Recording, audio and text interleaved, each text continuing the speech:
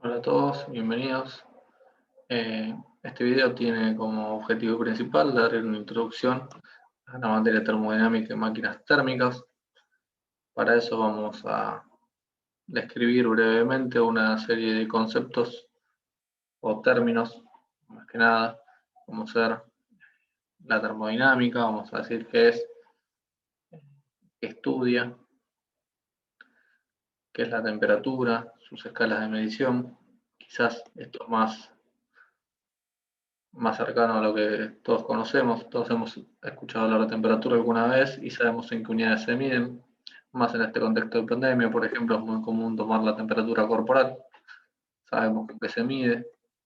Se usan termómetros. Hay distintos tipos de termómetros. Por ejemplo, los más viejos termómetros de mercurio. Hay termómetros que emplean gases también. Distintos tipos.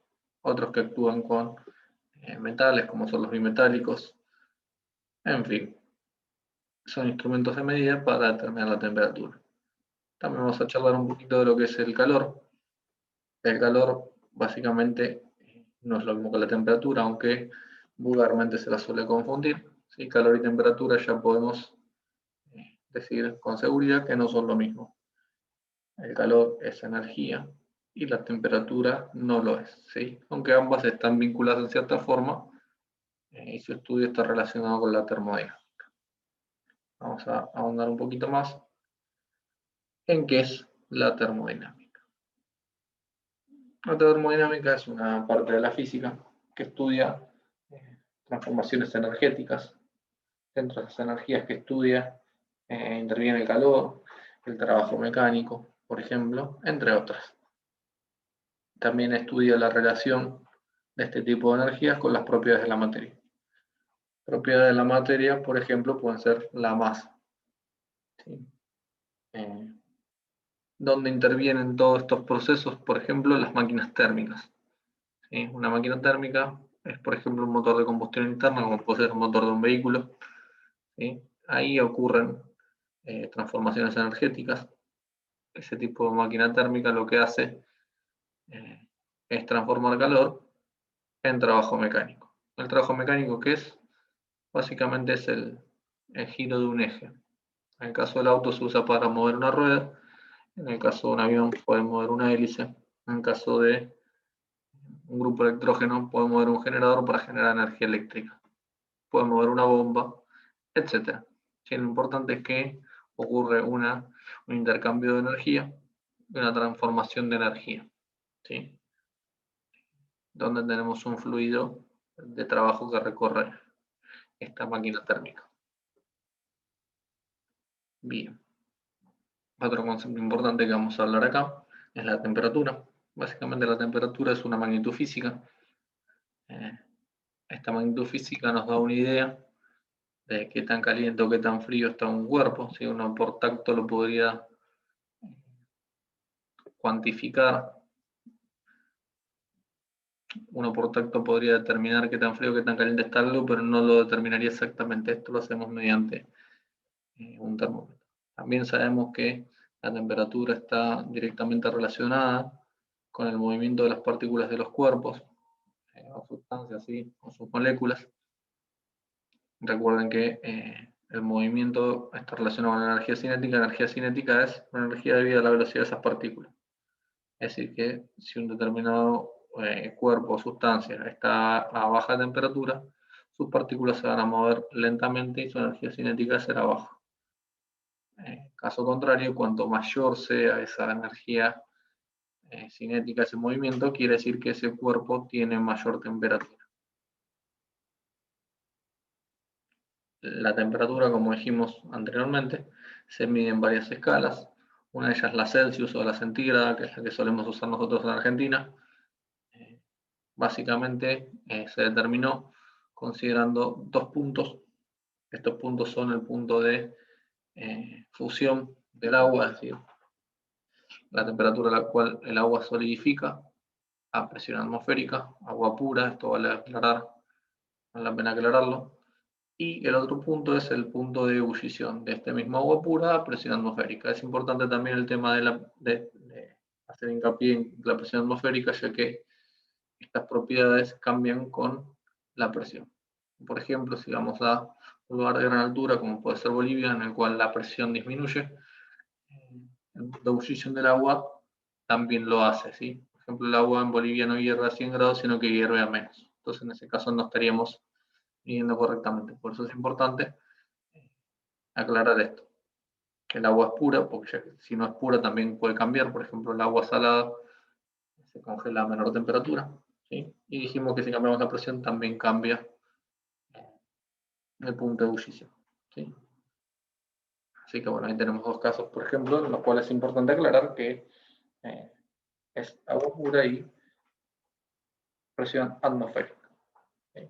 Lo que se hace entonces, tomamos esos dos valores, al valor de fusión se le da 0, al valor de ebullición se le da 100, y se parte esa escala en 100 partes iguales. Cada una de esas partes obtenidas o segmentos será 1 grado centígrado. Otra de las escalas empleadas, sobre todo en Estados Unidos, es la escala Fahrenheit.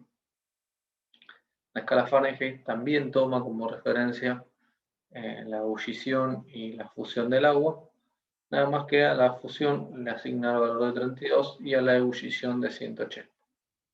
¿Sí? Considerando la relación entre la ebullición en grados Fahrenheit y en grados Celsius, obtenemos esta relación de 180 sobre 100 o 9 quintos. ¿Sí? Y si tenemos en cuenta la diferencia de temperaturas de fusión entre la escala Fahrenheit y la Celsius, vemos que hay una diferencia de 32 grados. Con estos valores y un desarrollo matemático simple, se llega a las siguientes fórmulas, que son las que se emplean para el pasaje de unidades. ¿Sí?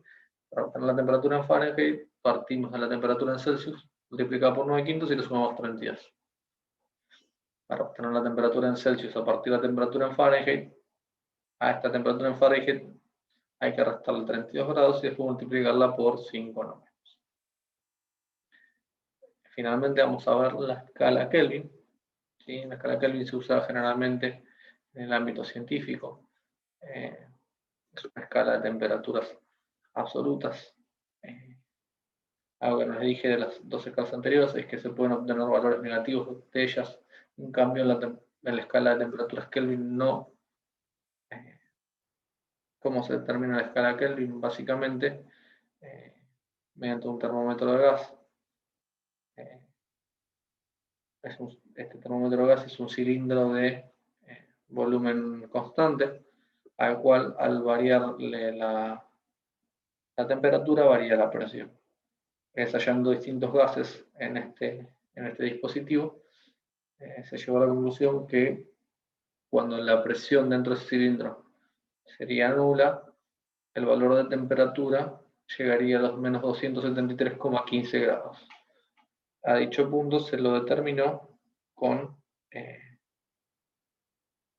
a dicho punto se lo consideró como el punto cero de la escala Kelvin, valor el cual no puede ser, o sea, valor por el cual no podemos estar por debajo, ¿sí? Es el valor mínimo, el cero absoluto. En esta escala no necesitamos dos puntos de referencia como los anteriores, sino que necesitamos solo uno, el cual es el punto triple del agua. ¿Sí? Con lo cual acá tenemos una ventaja respecto a los dos anteriores, que no necesitamos dos puntos para su determinación, sino que solo uno. Matemáticamente, la expresión para el pasaje de unidades entre Celsius y Kelvin es la siguiente. Es decir, que para obtener la temperatura en Kelvin, tenemos que partir la temperatura en Celsius y sumarle 273,15. ¿Sí? Básicamente es eso. Por último, vamos a charlar de lo que es el calor. Dijimos el calor, que es energía, ¿sí? Energía en movimiento, que se transfiere entre dos cuerpos debido a un salto de temperatura entre ellos. Este flujo de calor va a ser proporcional a la diferencia de temperatura. ¿Qué quiere decir? Cuanto mayor sea este salto de temperaturas entre dos cuerpos, más calor se va a transferir entre un cuerpo y otro. Puede ser entre dos cuerpos o bien puede ser, por ejemplo, entre un cuerpo y el ambiente. Si tenemos un trozo de metal caliente a 100 grados centígrados y lo dejamos a la atmósfera que está a 20 grados centígrados, lo que va a suceder es que ese trozo de metal le va a ceder calor al ambiente hasta llegar a una temperatura de equilibrio que va a estar entre 100 y 20 grados centígrados. Lógicamente más cercana a 20 grados centígrados porque la masa del ambiente es muchísimo mayor que la del elemento. Al ser energía, el calor se mide en unidades de energía, lógicamente como pueden ser el joule, las calorías, etc. Espero que hayan entendido y nos vemos la próxima.